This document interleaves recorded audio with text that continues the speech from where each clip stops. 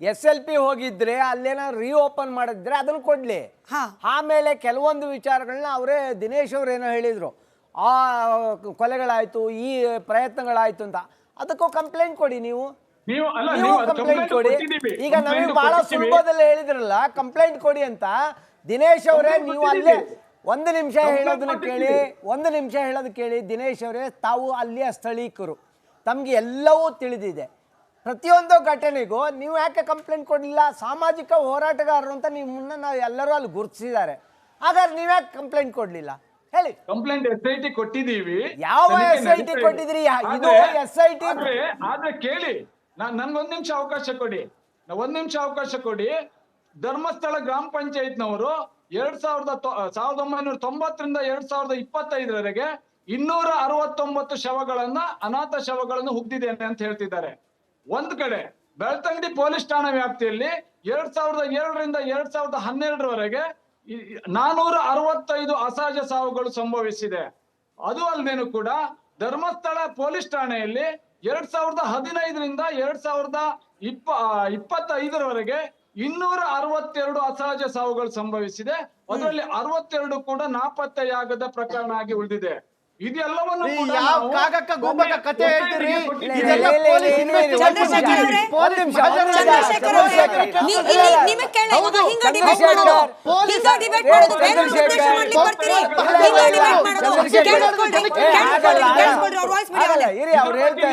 ಮಾತಾಡ್ತಾ ಇಲ್ಲ. ಇದ್ರ ಬಗ್ಗೆ ನಿಮ್ಗೆ ಗೊತ್ತಿಲ್ವಾ? ನಿಮ್ಗೆ ಖಾಲಿ ಬುರುಡೆ ಪ್ರಕರಣ, ಅನನ್ಯ ಭಟ್ ಮಾತ್ರ ಗೊತ್ತಿರುವುದಾ? ಹಾಗಾದ್ರೆ ಈ ಧರ್ಮಸ್ಥಳದಲ್ಲಿ ನಡೆದಂತ ಘಟನೆಗಳ ಬಗ್ಗೆ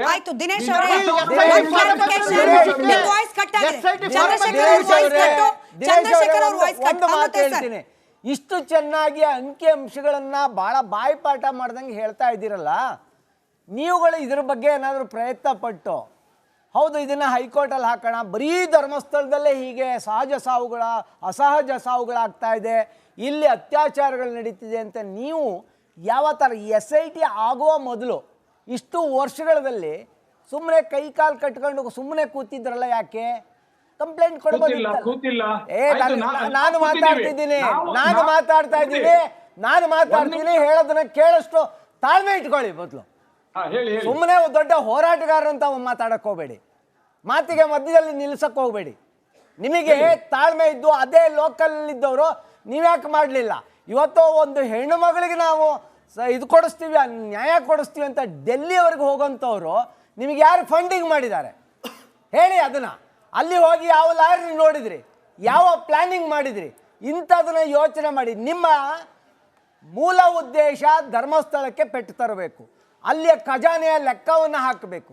ನಿಮ್ಮ ದೊಡ್ಡ ಬುರುಡೆ ಗ್ಯಾಂಗ್ ಇದೆಯಲ್ಲ, ಆ ಬುರುಡೆ ಗ್ಯಾಂಗ್ನಲ್ಲಿ ನೀವು ಒಬ್ಬರು ಪಾತ್ರಧಾರಿಗಳು. ಅಲ್ಲಿ ನಿಮಗೆಲ್ಲರಿಗೂ ಸಹ ಬ್ಯಾಕಿಂಗ್ ಒಬ್ಬರು ಇದ್ದಾರೆ.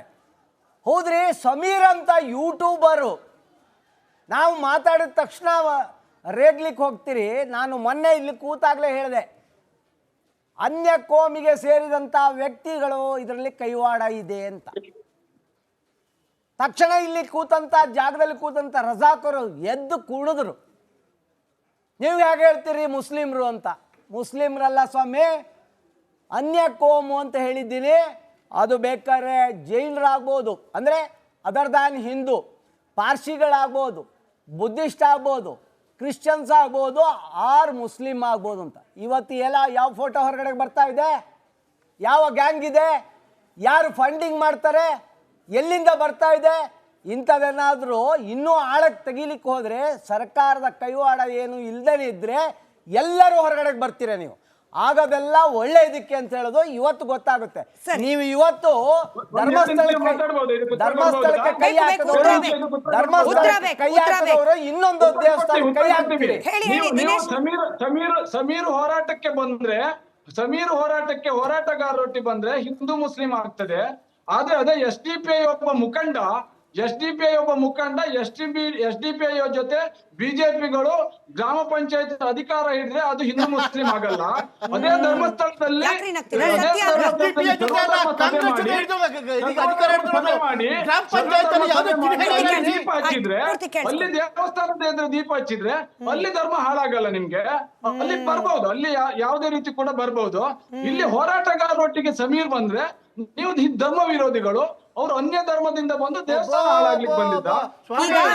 ಇದಕ್ಕೆ ಒಂದೇ ಒಂದು ಇಂಪಾರ್ಟೆಂಟ್ ಪ್ರಶ್ನೆಗೆ ಉತ್ತರ ಬೇಕು. ನಾನು ಬ್ರೇಕ್ ಹೋಗ್ಬೇಕು, ಬ್ರೇಕ್ ಇಂದ ಬಂದ್ಮೇಲೆ ಬ್ರೇಕ್ ಹೋಗ್ಲೇಬೇಕು. ನಾನು ಬ್ರೇಕ್ ಹೋಗ್ಲೇಬೇಕು. ಅಮೃತೇಶ್ ಸರ್ ಸಾರಿ, ಕ್ಷಮೆ ಇರ್ಲಿ. ಈ ಸುದರ್ಶನ ಶೆಟ್ಟಿ ಅವ್ರ ಬಗ್ಗೆ ನನಗೆ ಕ್ಲಾರಿಫಿಕೇಶನ್ ಈವರೆಗೂ ಸಿಗ್ಲಿಲ್ಲ. ಈಗ ಬೇರೆ ಧರ್ಮದವರ ಪ್ರಚೋದನೆ ಯಾಕೆ ಅನುಮಾನ ಪದೇ ಪದೇ ಬರುತ್ತೆ ಅಂದ್ರೆ, ದೇವಸ್ಥಾನ ಒಡಿಬೇಕು ಅನ್ನೋ ಹುನ್ನಾರ ಹಿಂದೂಗಳಿಗೆ ತಂತಾನೆ ಬಂದು ಬಿಡೋಲ್ಲ ಅಲ್ವಾ? ಬೇಸಿಕ್ ಇದನ್ನ ದಿನೇಶ್ ಅವರು ಒಪ್ತಾರೆ, ಜಯಂತ್ ಅವರು ಒಪ್ತಾರೆ. ಇದ್ರ ಜೊತೆಗೆ ದೆಹಲಿಗೆ ಹೋದ ಬಗ್ಗೆ ಜಯಂತ್ ಅವರು ಮಾತನಾಡ್ತಾ ಇದ್ರು. ದೆಹಲಿಗೆ ಹೋಗೋದು ಯಾವ ವಕೀಲರನ್ನ ಮೀಟ್ ಮಾಡಿದ್ರು? ಮಂಜುನಾಥ್ ಅವರನ್ನ ಅಥವಾ ಯಾರನ್ನ? ನಿಜಕ್ಕೂ ಫಂಡಿಂಗ್ ಅನ್ನೋ ಆರೋಪವನ್ನ ಅಮೃತೇಶ್ ಸರ್ ಸೇರಿದಂತೆ ಅನೇಕರು ಮಾಡ್ತಿದ್ದಾರಲ್ಲ. ಜಯಂತ್ ಅವರೇ, ನೀವು ಉತ್ತರ ಕೊಡಬೇಕು. ಅದು ಯಾರು ಫಂಡಿಂಗ್ ಮಾಡಿದ್ದು? ಫಂಡಿಂಗ್ ನಿಜಾನ ಇಲ್ಲ? ಬ್ರೇಕ್ ಹೋಗ್ಬೇಕು ಸರ್. ಬ್ರೇಕ್ ಇಂದ ಬಂದ್ಮೇಲೆ ನಿಮ್ಮ ಉತ್ತರ ರೆಡಿ ಇಟ್ಕೊಳ್ಳಿ, ನಿಮ್ಮದು ಹಾಗೆ ದಿನೇಶ್ ಅವರು ಉತ್ತರ ಬೇಕು. ಜೊತೆಗೆ ಕೀರ್ತಿ ಅವರು ಕೂಡ ಅವ್ರಿಗೆ ಗೊತ್ತಿರೋ ಮಾಹಿತಿ ಹಂಚ್ಕೊಳ್ಳಿ. ನಿಮ್ಮ ದೊಡ್ಡ ಬುರುಡೆ ಗ್ಯಾಂಗ್ ಇದೆಯಲ್ಲ, ಆ ಬುರುಡೆ ಗ್ಯಾಂಗ್ನಲ್ಲಿ ನೀವು ಒಬ್ರು ಪಾತ್ರಧಾರಿಗಳು. ಅಲ್ಲಿ ನಿಮಗೆಲ್ಲರಿಗೂ ಸಹ ಬ್ಯಾಕಿಂಗ್ ಒಬ್ಬರು ಇದ್ದಾರೆ. ಹೌದ್ರಿ, ಸಮೀರ್ ಅಂತ ಯೂಟ್ಯೂಬರು. ನಾವು ಮಾತಾಡಿದ ತಕ್ಷಣ ರೇಗ್ಲಿಕ್ಕೆ ಹೋಗ್ತೀರಿ. ನಾನು ಮೊನ್ನೆ ಇಲ್ಲಿ ಕೂತಾಗಲೇ ಹೇಳಿದೆ, ಅನ್ಯ ಕೋಮಿಗೆ ಸೇರಿದಂಥ ವ್ಯಕ್ತಿಗಳು ಇದರಲ್ಲಿ ಕೈವಾಡ ಇದೆ ಅಂತ. ತಕ್ಷಣ ಇಲ್ಲಿ ಕೂತಂಥ ಜಾಗದಲ್ಲಿ ಕೂತಂಥ ರಜಾಕರು ಎದ್ದು ಕುಡಿದ್ರು. ನೀವು ಹೇಗೆ ಹೇಳ್ತೀರಿ ಮುಸ್ಲಿಮ್ರು ಅಂತ? ಮುಸ್ಲಿಮ್ರಲ್ಲ ಸ್ವಾಮಿ, ಅನ್ಯ ಕೋಮು ಅಂತ ಹೇಳಿದ್ದೀನಿ. ಅದು ಬೇಕಾದ್ರೆ ಜೈನರಾಗ್ಬೋದು, ಅಂದರೆ ಅದರ್ ದ್ಯಾನ್ ಹಿಂದೂ, ಪಾರ್ಸಿಗಳಾಗ್ಬೋದು, ಬುದ್ಧಿಸ್ಟ್ ಆಗ್ಬೋದು, ಕ್ರಿಶ್ಚಿಯನ್ಸ್ ಆಗ್ಬೋದು, ಆರ್ ಮುಸ್ಲಿಮ್ ಆಗ್ಬೋದು ಅಂತ. ಇವತ್ತು ಯಾವ ಫೋಟೋ ಹೊರಗಡೆ ಬರ್ತಾ ಇದೆ? ಯಾವ ಗ್ಯಾಂಗ್ ಇದೆ? ಯಾರು ಫಂಡಿಂಗ್ ಮಾಡ್ತಾರೆ? ಎಲ್ಲಿಂದ ಬರ್ತಾ ಇದೆ? ಇಂಥದ್ದೇನಾದರೂ ಇನ್ನೂ ಆಳಕ್ಕೆ ತೆಗಿಲಿಕ್ಕೆ ಹೋದರೆ, ಸರ್ಕಾರದ ಕೈವಾಡ ಏನು ಇಲ್ಲದೇ ಇದ್ದರೆ ಎಲ್ಲರೂ ಹೊರಗಡೆ ಬರ್ತೀರ ನೀವು. ಆಗೋದೆಲ್ಲ ಒಳ್ಳೆಯದಕ್ಕೆ ಅಂತ ಹೇಳೋದು ಇವತ್ತು ಗೊತ್ತಾಗುತ್ತೆ. ನೀವು ಇವತ್ತು ಧರ್ಮಸ್ಥಳಕ್ಕೆ ಕೈ ಹಾಕಿದವರು ಇನ್ನೊಂದು ದೇವಸ್ಥಾನ ಕೈ ಹಾಕ್ತೀರಿ. ಸಮೀರ್ ಹೋರಾಟಕ್ಕೆ ಬಂದ್ರೆ, ಸಮೀರ್ ಹೋರಾಟಗಾರರೊಟ್ಟಿಗೆ ಬಂದ್ರೆ ಹಿಂದೂ ಮುಸ್ಲಿಂ ಆಗ್ತದೆ. ಆದ್ರೆ ಅದೇ SDPI ಒಬ್ಬ ಮುಖಂಡ SDPI ಜೊತೆ ಬಿಜೆಪಿಗಳು ಗ್ರಾಮ ಪಂಚಾಯತ್ ಅಧಿಕಾರ ಹಿಡಿದ್ರೆ ಅದು ಹಿಂದೂ ಮುಸ್ಲಿಂ ಆಗಲ್ಲ. ಅದೇ ಧರ್ಮಸ್ಥಳದಲ್ಲಿ